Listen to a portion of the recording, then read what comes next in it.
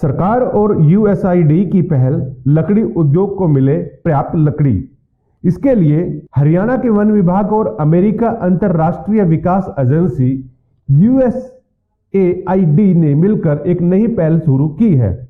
इस योजना के तहत प्रदेश में trees outside forest in India TOFI कार्यक्रम शुरू किया। 5 नवंबर को रोहतक में TOFI कार्यक्रम को विधिवत रूप से लॉन्च किया गया।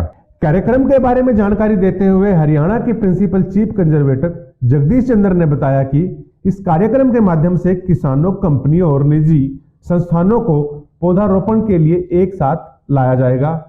यह नया कार्यक्रम जहां प्रदूषण की समस्या से निपटने में मदद करेगा, वहीं कृषि जलवायु को भी मजबूत करेगा और यह वैश्विक जलवायु परिवर्तन अनुकूल लक्ष्यों को प्राप्त करने में भी सहायक होगा। तो लगभग 492 मिलियन हेक्टेयर से धरती से के चेहरे से यह हरियाली हट गई है। साथियों, आज भी दुनिया में लगभग 30 करोड़ लोग जंगलों पर पूरी तरह से निर्भर हैं।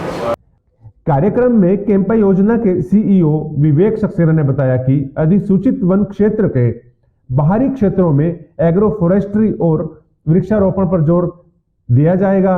वन और वनों से बाहर केवल 6.80% जैसा कि क्लाइमेट चेंज के अगेंस्ट वो जो हमें एक मुहिम छेड़ी है, तो वृक्षों का उसमें बहुत ही महत्वपूर्ण योगदान है। अब हमारे पास ज़मीन सीमित है और हमें वृक्षों की संख्या बढ़ानी है, तो अब उन वृक्षों की संख्या बढ़ाने के लिए अभी भी बहुत पोटेंशियल है।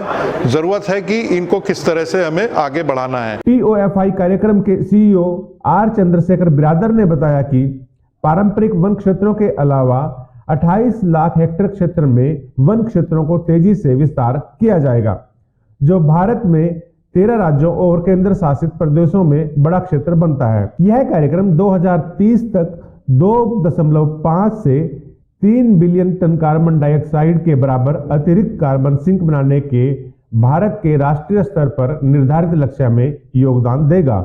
यह नया कार्यक्रम जलवायु संकट से निपटने के लिए अमेरिका भारत की स्थायी साझेदारी पर आधारित है। यह नया कार्यक्रम जलवायु संकट से निपटने के लिए अमेरिका भारत की स्थायी साझेदारी पर आधारित है। उन्होंने कहा कि हरियाणा देश का छोटा सा प्रदेश है और यहाँ केवल 3.5% वन क्षेत्र है। अगर वन क्षेत्र से बाहर वृक्षों की बात की जाए तो वह भी केवल 3.2% है। कुल मिलाकर लगभग 6.7% वन क्षेत्र हरियाणा में माना जा सकता है। इस कार्यक्रम के तहत प्रदेश में 20% क्षेत्र को वृक्ष लगाकर वनों के रूप में विकसित करने का लक्ष्य रखा गया है। Making the quality planting more accessible and the ease of getting them and connecting the market segment, addressing the policies and certifications, and also the reducing the risk in terms of, for example, our the NDC target to reach about 420 million the million tons, that is 1/6 of the national target, so that this you turn into the economic return to the farmers in terms of the carbon trade. Also the biodiversity.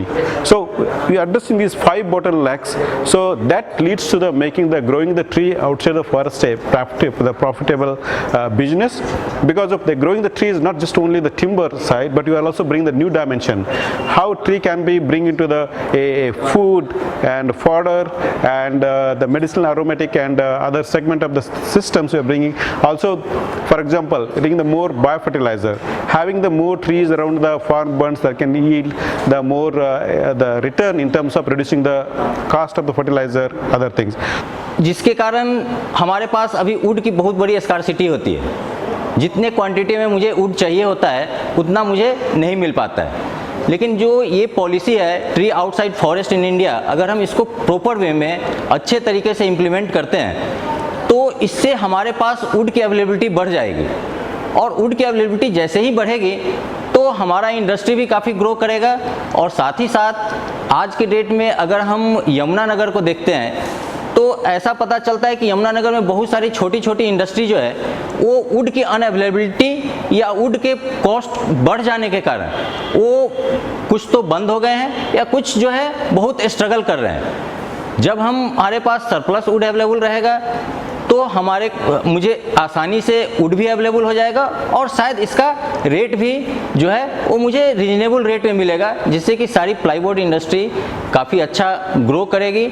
कि अभी तक जो किसान जो अपने खेतों में पेड़ लगा रहे थे, उसकी जो उनको फसल उपज आ रही थी वो लोकल इंडस्ट्रीज़ को जा रही थी या थोड़ी दूर वाली इंडस्ट्रीज़ को जा रही थी। जो मेजर इंडस्ट्रीज़ का अगर यहाँ पर एक सेंटर हरियाणा में अट्रैक्शन आएगा, जब टॉफी जैसे प्रोजेक्ट का बड़े पैमाने पर लॉन्च होगा, बड़े पैमाने पर इसको सभी फार्मर लोग इम्बाइब करेंगे अपने खेतों में, ज़्यादा कल्टीवेशन ट्रीज़ का होगा और ज़्यादा ट्रीज़ आउटसाइड फॉरेस्ट की अवेलेबिलिटी होने से बड़ी इंडस्ट्रीज़ भी अट्रैक्ट होंगी, बड़े बड़े हाउसेस जो हैं वो आएंगे। यमुनानगर का सबको केसेस पता है, यमुनानगर की प्लाई इंडस्ट्री और यमुनानगर का जो डायनामिक्स है वुड का, एशिया का सबसे बड़ा वुड मार्केट के रूप में डेवलप्ड हुआ है। इस प्रोग्राम से मुझे ऐसा लगता है, मेरा ये सोच है, मेरा ये विजन है कि शायद बहुत सारे डिस्ट्रिक्ट यमुनानगर बन सके। इस प्रोग्राम के आने के बाद में हरियाणा का एक मिसाल पूरी देश के लिए बन जाएगी। मेरा नाम रोहित है, I am founder of tree किसान। हमारा ऐप ट्री किसान को उसका ट्री वैल्यूएशन निकालने में मदद कर सकता है। उससे किसान अपने पेड़ की गोलाई नाप कर उससे उसका मार्केट वैल्यूएशन कितना होगा वो निकाल सकता है। उस वैल्यूएशन से या तो वो अपने ठेकेदार से नेगोशिएट कर सकता है वो बेटर उस वैल्यू के लिए। अगर नहीं मिलता है तो हमारी वर्चुअल मंडी हमारे ऐप पे आके हम उनको बायर्स भी दिला सकते हैं। और इसके अलावा किसान को अगर आसपास अच्छी क्वालिटी की नर्सरी चाहिए, हमारे ऐप में वो भी सुविधा है। हमारे ऐप में क्लिक करेगा तो आसपास की अच्छी नर्सरीज वो ढूंढ सकता है। और बाकी इसे यूज़ करने में बहुत आसान है, आप इसको जो यूज़ करेंगे। हिंदुस्तान एक 130 करोड़ आबादी का मुल्क है और हिंदुस्तान अपनी लकड़ी की ज़रूरतें दूसरे मुल्कों से आयात करके पूरी नहीं कर सकता। हिंदुस्तान की जितनी खपत लकड़ी की है उतनी लकड़ी का उत्पादन पूरे विश्व में कोई भी देश करता नहीं है। मैं Ramesh Chand Dhiman, state coordinator TOFI project Chandigarh base में हूँ और मैं हरियाणा के स्टेट को मॉनिटर करता हूँ। ये टॉफ़ी प्रोजेक्ट एक बहुत ही महत्वाकांक्षी प्रोजेक्ट है, जिसके अंतर्गत बहुत से पार्टनर इकट्ठे मिलके ट्रीज़ आउटसाइड फॉरेस्ट को बढ़ावा देना चाहते हैं।